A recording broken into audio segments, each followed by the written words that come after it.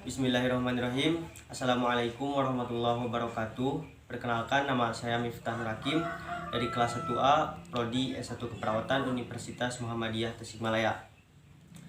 Pembuatan video ini bertujuan untuk menyelesaikan tugas ujian praktikum mata kuliah Keperawatan Dasar 1 mengenai materi pemenuhan kebutuhan oksigenasi. Sebelum saya melakukan tindakan dalam materi pemenuhan kebutuhan oksigenasi, saya akan menyampaikan soal kasus terlebih dahulu beserta jawabannya, yaitu seorang laki-laki berusia 35 tahun dirawat ruang penyakit dalam dengan keluhan sesak dan batuk produktif. Batuk dirasakan lebih dari 2 minggu. Hasil pengkajian menunjukkan pasien batuk berdahak kental, ronhi pada lobus dekstra posterior. Pasien tampak lemah dan tidak nafsu makan. Tanda-tanda vital menunjukkan frekuensi napas 23 kali per menit. Suhu pada malam hari 40 derajat Celcius. Pasien mempunyai riwayat merokok dan terakhir tidak teratur makan. Untuk soal yang pertama yaitu bagaimana pengaturan posisi yang tepat pada kasus di atas. Yaitu pengaturan posisi yang tepat pada kasus ini posisinya semifowler. Mengapa? Karena posisi semifowler digunakan untuk pasien yang mengalami keluhan sesak napas. Soal yang kedua, apakah tindakan keperawatan yang prioritas atau tepat yang harus dilakukan perawat? Yaitu tindakan yang tepat fisioterapi dada atau postural drainase, clapping perkusi, vibrasi, batuk efektif, dan oksigenasi. Soal yang ketiga, bagaimana posisi postural drainase yang tepat pada kasus di atas? Posisi yang tepat, posisi postural drainase yaitu right posterior segment atau telungkup dengan bagian dada sampai perut diganjal oleh bantal.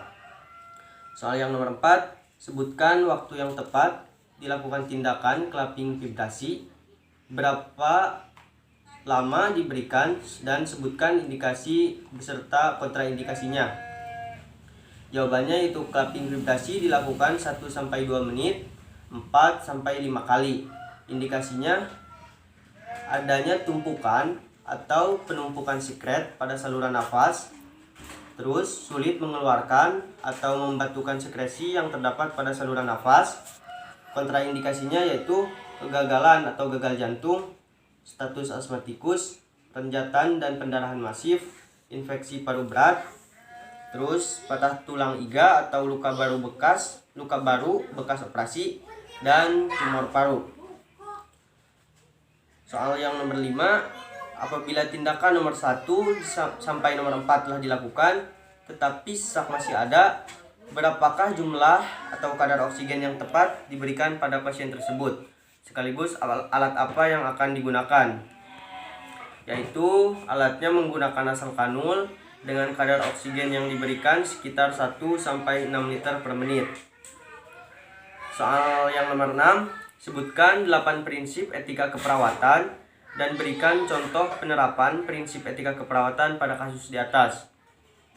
Yang pertama ada autonomi, selanjutnya ada beneficence, selanjutnya ada justice, terus ada non-maleficence, terus ada veracity, ada fidelity, dan confidentiality, dan terakhir ada accountability. Dari 8 prinsip tersebut, saya mengambil non-maleficence atau tidak merugikan. Penerapannya yaitu tindakan yang diterapkan pada kasus ini mengenai pemenuhan kebutuhan oksigenasi yaitu teknik batuk efektif.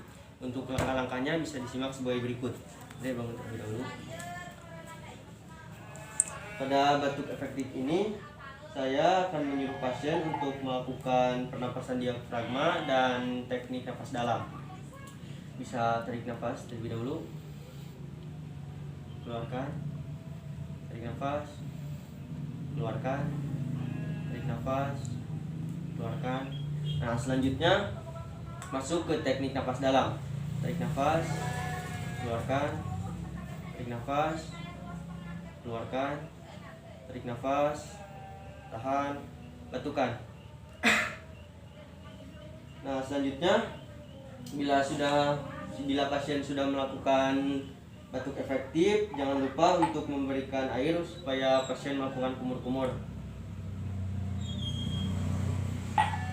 Untuk kumur-kumur dilakukan hingga bersih. Nah, setelah semuanya beres dilakukan, terakhir melakukan evaluasi, yaitu mengatur frekuensi napasnya seberapa banyak per menit.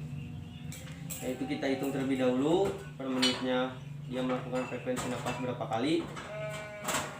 Nah, setelah dilakukan, kita melakukan auskultasi untuk tindakan yang terakhir. Bisa dibuka bajunya.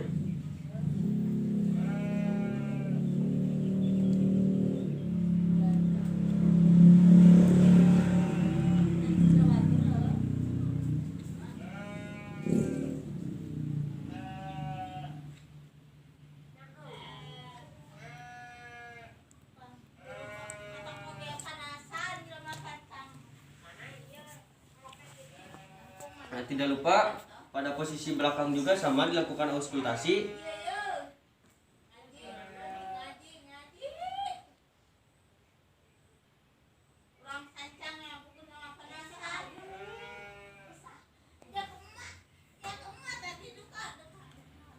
Untuk auskultasi dilakukan pada 10 titik.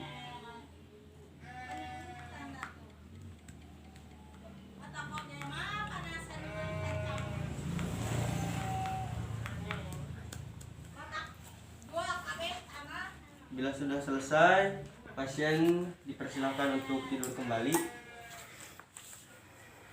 Nah, untuk evaluasi yang tadi sudah dilakukan bisa dicatat pada catatan dokumentasi nanti. Nah, alhamdulillah tindakan batuk efektif pada pemenuhan kebutuhan oksigenasi telah dilakukan. Semoga bermanfaat. Dan mohon maaf bila ada kesalahan dalam melakukan tindakan dan kesalahan dalam kata-kata. Wabillahi taufiq wal hidayah. Assalamualaikum warahmatullahi wabarakatuh.